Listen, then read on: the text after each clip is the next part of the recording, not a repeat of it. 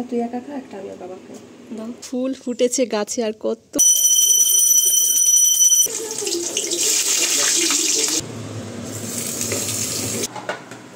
খাওয়া হয়ে গেছে। সস্তায় বস্তা ভরে, সস্তায় বস্তা।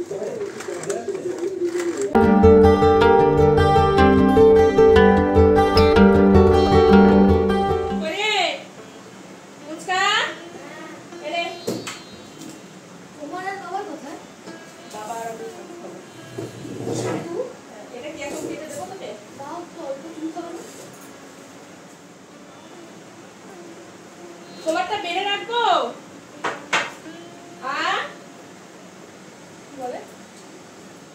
নমস্কার সবাইকে, আমি হাজির হয়ে গেছি আমার এক গুচ্ছ স্বপ্ন পূরণের স্বপ্ন নিয়ে তোমাদের সামনে। তোমরা সবাই কেমন আছো? আশা করছি ভালো আছো। আমরাও কিন্তু খুব ভালো আছি। আজকে হচ্ছে মঙ্গলবার, এখন কিন্তু প্রায় ওই 11টার কাছাকাছি বেজে গেছে। তো এখন থেকে ভিডিওটা শুরু করছি, তোমরা দেখো, আশা করছি ভালো লাগবে। আজকে সকালে ঘুম থেকে উঠতে যথারীতি দেরি হয়ে গেছে। কি হয় না, সকালে যেহেতু সোনার স্কুল নেই না, ওই জন্য সকালবেলা যে একটা তাড়াহুড়ো থাকে, যে চিন্তা মাথায় যে উঠতে হবে তাড়াতাড়ি, সেটা তো নেই। ওই জন্য ঘুম থেকে উঠতে উঠতে দেরি হয়ে যায়। তো উঠে তারপরে হচ্ছে আজকে যেহেতু মঙ্গলবার, ঘর বাড়ি একদম ভালো করে পরিষ্কার করেছি, মানে মুছেছি, ঝাড় দিয়েছি। তারপরে টুকটাক অনেক রকমের সকালে তো বাসি কাজ থাকেই জানো, সেইগুলো সেরে সুরে সবে বাথরুমে ঢুকেছি যে স্নানটা করে বেরোবো, তার মধ্যেই চন্দন চলে এসছে। স্নান আর হয়নি, হাত মুখ ধুয়েই বেরিয়ে এসছি। এসে এই যে এখন খাবার দাবারের ব্যবস্থা করছি, মানে সকালের খাবার দাবার। সোনাকে সকাল থেকে কিছু খেতে দিইনি, কারণ হচ্ছে আমি সময় পাইনি সত্যি কথা বলতে। তো তারপরে ওই যে ওর বাবা আবার ওর জন্য কচুরি নিয়ে এসছে। ও বলেছিল সবার জন্যই আনার কথা, মানে আমার জন্য, সোনার জন্য, দুজনের জন্য। তো আমি বললাম না, আমি সকাল সকাল কচুরি খাবো না। কচুরি খেলে না আমার ঠিক ভালো লাগে না সকালবেলা। আর এমনিতেই যা গরম চারিদিকে, বুঝতেই পারছো। তাও তারা কাটতে দে, দেখাও জোর কতটা। তোমরা খাবে না? একটা তুই একা খা, একটা আমি বাবা খাই। দাও। এই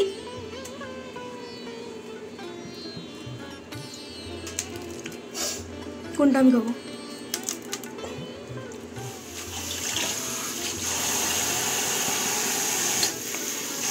কোনটা বেশি আছে? যেটা ইচ্ছা সেটা নেই।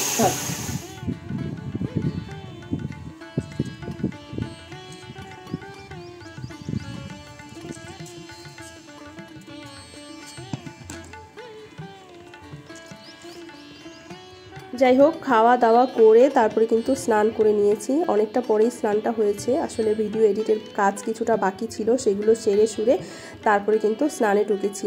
আর রান্নার জোগাড় মোটামুটি করেই রেখেছি। স্নান করে পুজো দেবো ঘরে গিয়ে, তারপরে হচ্ছে রান্নাবান্না করব।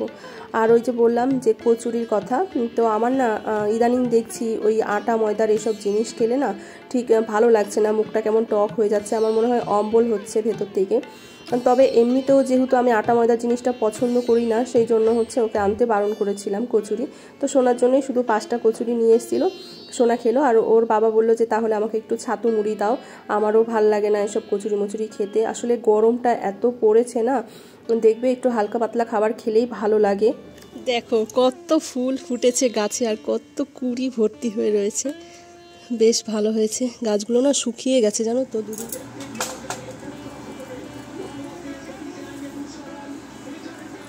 ছাদে গিয়ে বাপরে বাপ অবস্থা একদম খারাপ হয়ে গেছে, এত রোদ ছাদে। আর আমাদের ছাদটা যেহেতু অনেকটা উঁচু, মানে 3তলার উপরে, ছাদে তো আমি বাদে মানে সেরকম কেউ যাই না। ওই বিকেলের দিকে যাদের ফুল গাছ আছে তারা একটু হয়তো জল দিতে যায়, নাহলে কিন্তু ছাদে সেরকমভাবে কেউ যাই না এই গরমকালে।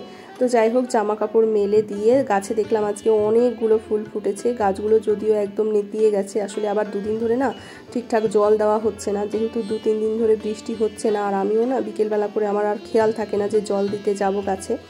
তো যাই হোক, এই তো ঘরে এসে এই যে পুজো দিয়ে নিলাম। আসলে আজকে হচ্ছে মঙ্গলবার, সেই জন্য কিন্তু লাড্ডু দিয়ে বজরংবলীকে প্রসাদ দিলাম। আর এদিকে কিন্তু সব ঠাকুরকেও আমি লাড্ডু দিয়েই আজকে প্রসাদটা দিয়ে দিয়েছি।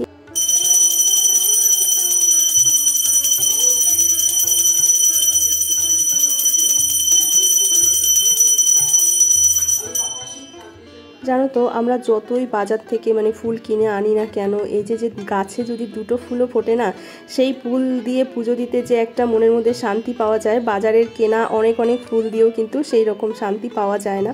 তো দেখো কি সুন্দর লাগছে, সাদা ফুলগুলো দিয়ে ঠাকুরকে সাজিয়ে দিয়েছি। তো পুজো কিন্তু আমার হয়ে গেছে।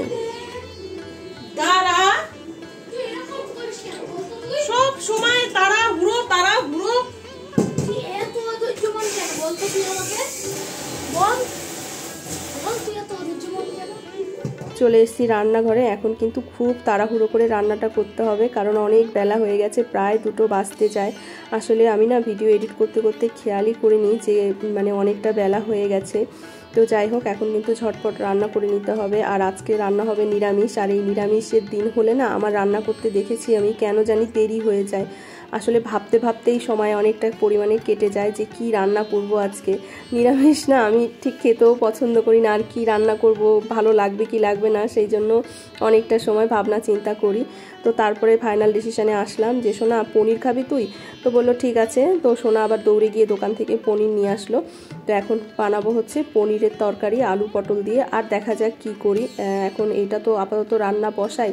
তো একদিকে কিন্তু ভাত বসিয়ে দিয়েছি, মানে ভাতের হাঁড়ি বসিয়ে দিয়েছি, আরেকদিকে হচ্ছে আর কড়াই বসিয়ে দিয়েছি, মানে দুই দিকে ঝটপট করে রান্নাটা সারতে হবে। চন্দনকে নিয়ে আমার চিন্তা নেই, চন্দনকে সারাদিন খেতে না দিলেও বলবে না যে খেতে দাও, কিন্তু ছেলেকে নিয়ে আমার ভীষণ চিন্তা।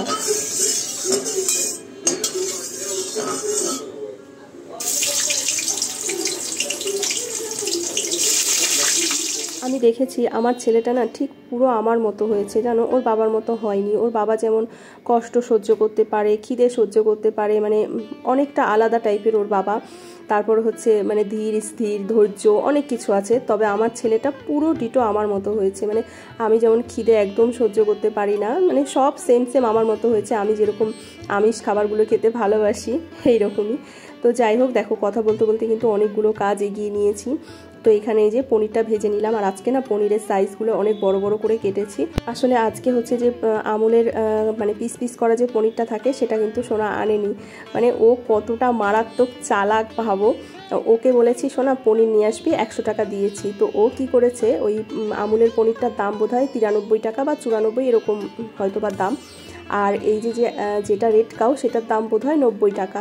ও কি করেছে, 90 টাকা দিয়ে পনির নিয়ে এসে ও হচ্ছে 10 টাকার খাবার খেয়ে চলে এসছে। বুঝতে পারছো কতটা পরিমাণে চালাক। আবার বাড়ি এসে বলছে কি ওটা না ছিল না, আমি জানি থাকবে দোকানে। তো যাকে, ও তো ছোট মানুষ, ওকে খাওয়ার জন্য আমি কিছু দিইনি টিপস, সেই জন্য ও ওর মতো করে খেয়ে চলে এসছে। তো ওইদিকে আমি রান্না বান্না বসিয়ে দিয়েছি। আর উনি আবার বললেন আমাকে 4 পিস পনির ভাজা দাও, তো ওকেও পনির তুলে দিলাম। আর বাকি পনিরটা ভেজে আমি হচ্ছে কিন্তু গরম জলে ভিজিয়ে রেখেছি। গরম জল বলতে একদম মানে হালকা উষ্ণ গরম জলে একটুখানি নুন দিয়ে তার মধ্যে কিন্তু ভাজা পনিরগুলো তুলে রেখেছি। ওইভাবে পনির তোমরা একবার রান্না করে দেখবে, ভীষণ ভালো হয় খেতে। মানে পনিরের দেখবে একটা ছিপড়ে ছিপড়ে অনেক সময় লাগে, তবে এইভাবে রান্না করলে পনিরটা মুখে দিলেই না একদম গলে যাবে, মানে মিলিয়ে যাবে, খুবই ভালো লাগে খেতে। তো ওইদিকে না আমি আবার হচ্ছে গিয়ে একটু ভাবলাম যে কি রান্না করব, তাহলে উচ্ছে ভাজি। সোনা আবার উচ্ছে ভাজাটা ভীষণ ভালো খায়। উচ্ছের সাথে আলু দিতে চেয়েছিলাম, তবে উচ্ছের সাথে আলু দিলে সোনা আবার খেতে চায় না, মানে আলুটাও পছন্দ করে না। অবাক লাগে যে বাচ্চারা এত আলু পছন্দ করে, অথচ আমার ছেলেটা না একদম আলু খেতে পছন্দ করে না।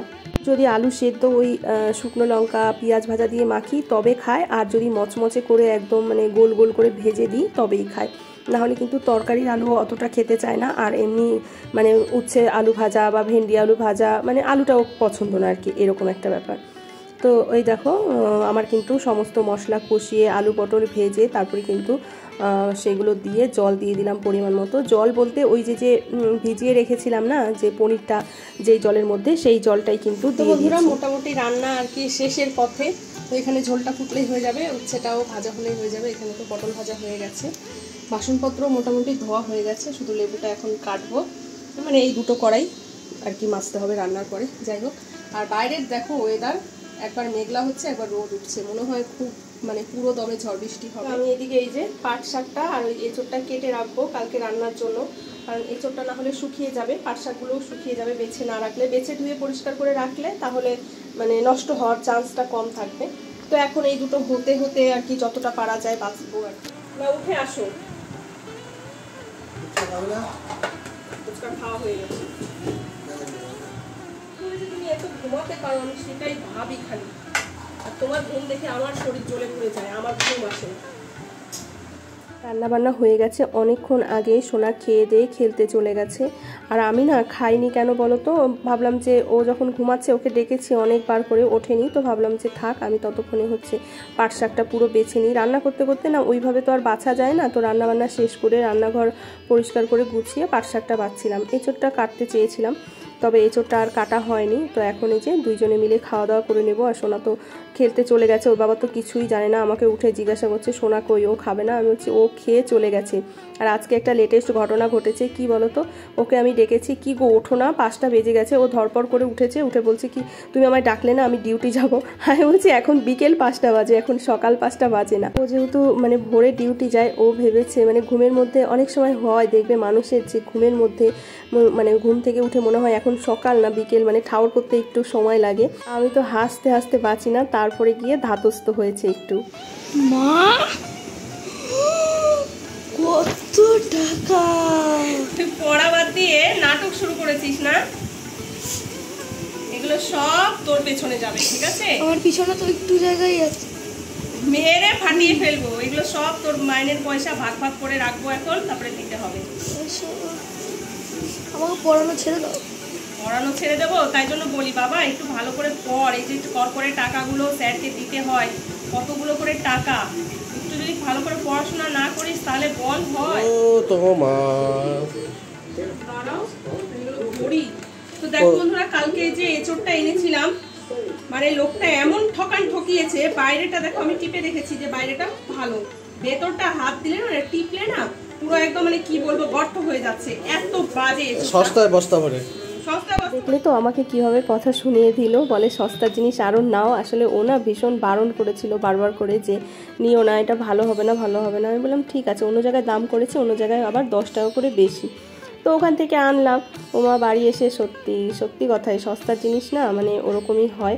তবে সব সময় কি সস্তার জিনিস খারাপ হয় বলো তো? সস্তার তো অনেক সময় অনেক জিনিস ভালোও হয়, তাই না?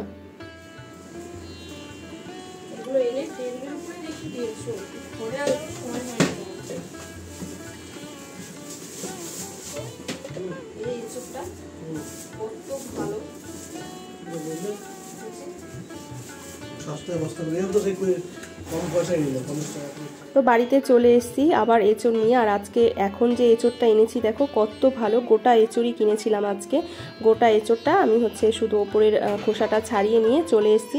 আর একটু শশা এনেছি, আর এই যে কলা খাবে চন্দন বললো, তো একটু কলা নিয়ে এসেছি, পাকা কলা। আর বাথরুমের না মগটা আমার মানে ছোট হয়ে গেছে। আর এই যে একটা দেখো চপার নিয়ে এসেছি, এই চপারটা আমার অনেক দিনের ইচ্ছা ছিল আনবো, তবে আনা হচ্ছিল না, তো আজকে নিয়ে এসেছি। চলো ভিডিওটাও এখানে শেষ করছি, ভালো লাগলে অবশ্যই লাইক কমেন্ট শেয়ার করো। ফিরে আসছি নতুন একটি ভিডিওর সাথে।